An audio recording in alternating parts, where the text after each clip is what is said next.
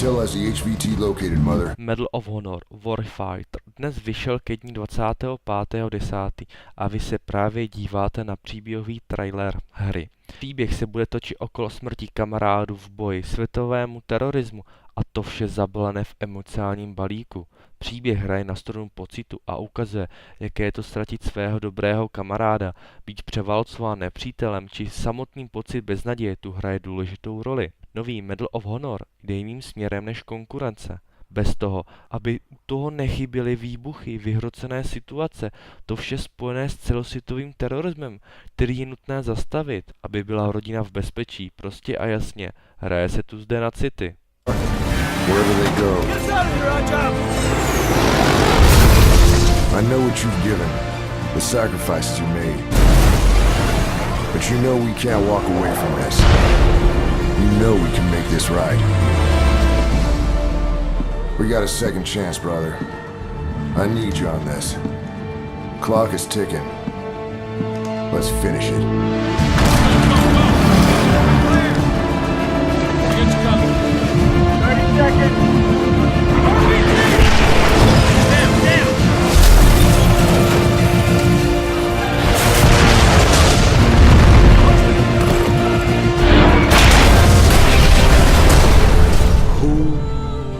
On the other end of this phone.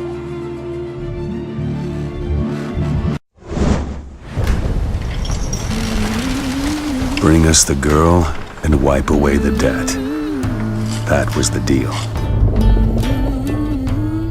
The details elude me now. But the details wouldn't change a goddamn BioShock Infinitive se ukazuje v novém traileru. Nový díl BioShocku se rýsuje jako nejsilnější pokračování celé série. Trailer ukazuje krásné okamžiky, než se vše zhroutí jako domeček z karet a propukne pravé peklo ne na zemi, ale ve vzduchu. To vše podtrhuje krásná muzika. Posaďte se a zadívejte se do nového traileru. Určitě stojí za to.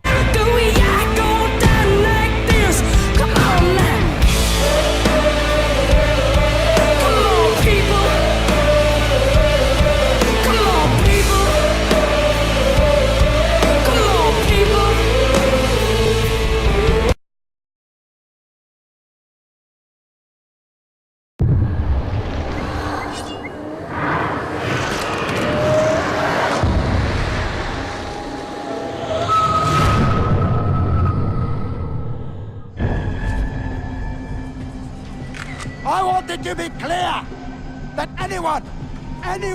Far Cry 3 ukazuje další střípek absolutního šílenství, které je pro třetí díl tak typickým znakem.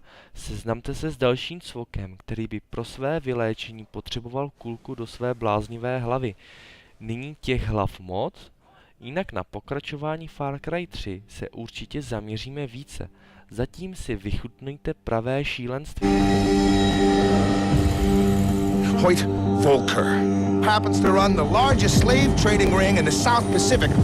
Boss is helicoptering the captured savages to Hoyt. There are only 3 company rules you have to follow. First, protect my product. Second, kill any native on sight. Finally, all profits go to me. Ah, look at that. We have the same cards.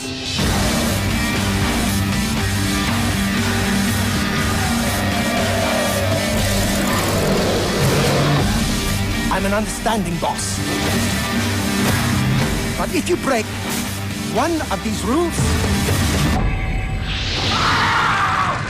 I roast you in the furnace until your skin crackles like chicken. We must sabotage his organization or killing him will be useless. This is a 2-man operation. Would I need you on the inside? You ready? Let's go!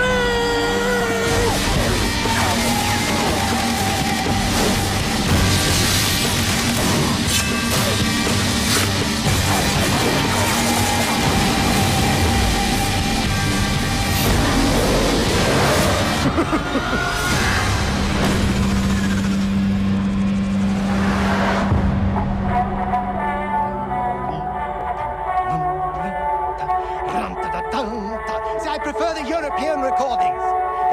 sections in American orchestras too bombastic.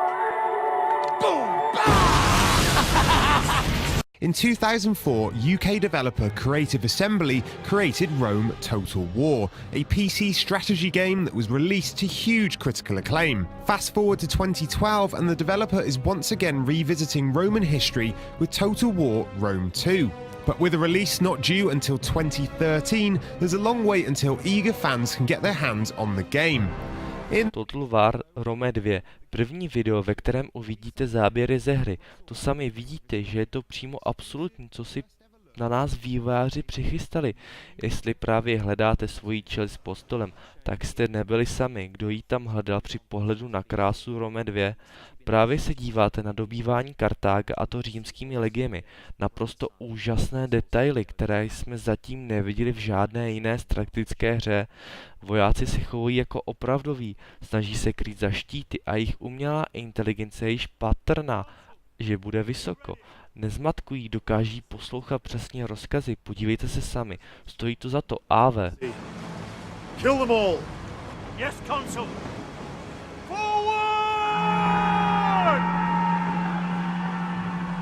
You know, we've got Scipio here commanding the Roman fleet approaching the beach. So you can see there the huge scale of the fleet, and the fact that we've got multiple ships per unit, which really adds to the sense of scale. And here's the Roman fleet approaching the beach. So this really showcases a new battle type, which is a combined battle. So you've got naval forces and land forces in the same battlefield. But not only that, you see the men on the ship disembark to fight on land. And so here they're approaching the beach, and they're going to disembark to join the siege. And the combined battles really add a load of gameplay in terms of, you know, cat and mouse around the coast and the defense of the beach versus the defense of the city. And we're really experimenting with different ways to make that gameplay work really, really well. So here you see the guys disembarking onto the beach.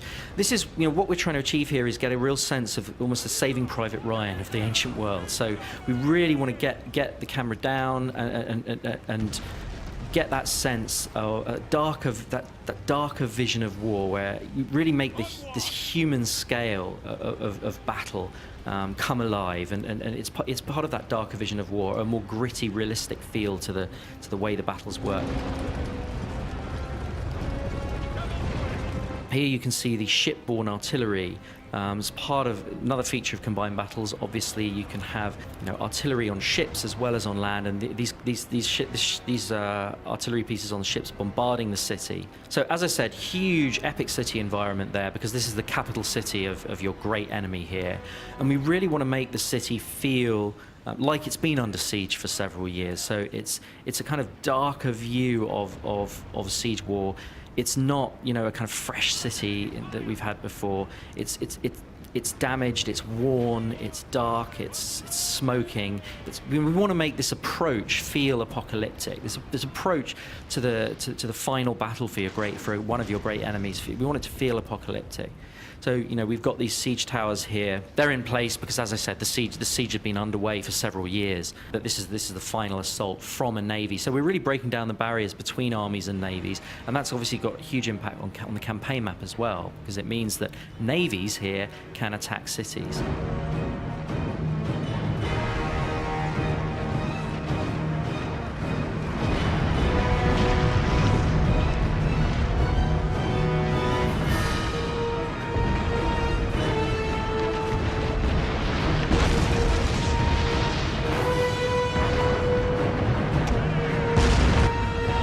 This is the tactical view, the tactical overview. It really helps the player orient themselves in these larger city environments. We don't want the player to be controlling the game from this perspective. It's really an orientation tool. We want the player to be able to understand what kinds of because there are very specific relationships in terms of, you know, one particular unit might be strong against another unit, but not against the third type of unit. We want the player to understand what's going on the battlefield. We want the player, particularly in terms of, you know, the spatial awareness. We want the player to be able to understand what's going on and see threats and where they're coming from, but absolutely not to control the battle from that perspective. So this is an example of unit camera, and we're really experimenting with ways to get the player down into the action. Prepare for battle, men. Remember, we fight for Rome! Attack! Destroy them! Rome! Glory! But it's part of humanizing the combat and really bringing out the idea that these thousands and thousands of men, each one is an individual fighting his guts out. And so we've got things like facial animations, emotional interactions between men, that really helps bring out that sense of warfare at the human scale as well as the ground scale. This huge city obviously has multiple capture points. That's something we haven't had before. Where previously you'd have a core battle for a central plaza, but Carthage here has several different capture points, and that means that the gameplay is completely different inside the city. You've got a much better sort of sense of cat and mouse because you've got a reason to have multiple breaches so that you can capture different points. The defender isn't just incentivized after a breach is made to pull back into the plaza and you get this kind of mosh pit. No, instead we've got real cat and mouse gameplay. You've got to defend multiple points. The attacker can do lots of different things. They can concentrate on one point or move to another when they sense weakness. Here you see the Roman fleet coming into the Carthaginian harbour. Again, the whole combined battles adds to that richness certainly in terms of a coastal city.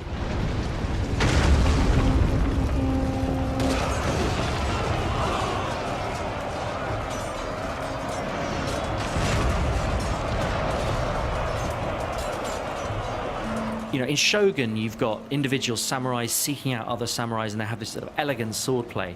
But in the Roman era, we really want to get a sense of that kind of brutal, mechanistic group combat. Particularly for the Roman legions, that kind of meat grinder style, that mechanized style. We really want to get a greater sense of sort of visceral impact. So I think, it's part of making the game feel more visceral and have a slightly darker, grittier feel, certainly in terms of the battlefield.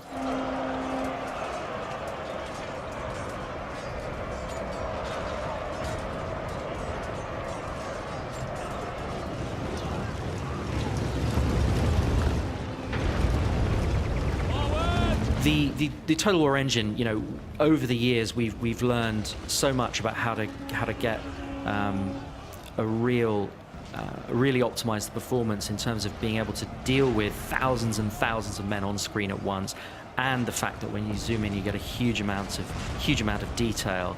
But we also want to make sure that the game, as well as taking advantage of the best that the most powerful machines have to offer, we also want to make sure that the game's playable on lower end machines too. So our goal is to make sure that the game has the same minimum spec as Shogun 2. Now we're going to do everything we can to try and achieve that. We can't guarantee it, but that is what we're trying to achieve. We're really pushing the look of the game, but this is super early code. We're way pre-alpha, and what that means is there's loads of features, not just in terms of the graphics, but also in terms of the combat and the animations that actually aren't in the game yet. So the final game is actually going to look way better than this. We're working our guts out on this game, and we're determined to make it the best Total War game ever. We've got a huge budget for the game, about 40% bigger than anything we've done before. So we're absolutely determined to make it the most epic Total War title ever. The bad news is we're not going to be releasing until the second half of 2013, so late next year.